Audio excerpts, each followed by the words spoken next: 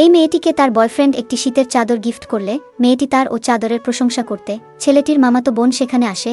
মেয়েটি তার দিকে তাকিয়ে বলে, আরে তোমার চাদর আর আমারটা তো একই রকম। মেয়েটি বলে, আমার বয়ফ্রেন্ড দিয়েছে। ওই মেয়েটি বলে, তুমি প্রেমে পড়েছ, আমাকে বলনি কেন? আসলে এই ছেলেটিই তাকে ভালোবাসত। তার কিছুদিন পরে তাদের বিয়ের সময় ছেলেটি তাকে ফুল দিয়ে প্রপোজ করলে মেয়েটি ভাবে, এরকম দিন যেন আমার জীবনে এর আগে এসেছিল। এই ভেবে সে ওই মেয়েটির দিকে দেখতে তার আগের জন্মের সব কথা মনে পড়ে যায়। সে অসুস্থ থাকায় তার সামনেই মেয়েটি তার স্বামীর সাথে জড়াজড়ি করছিল এবং সে মেয়েটির কথা শুনে তার অক্সিজেনের তার খুলে ফেলে।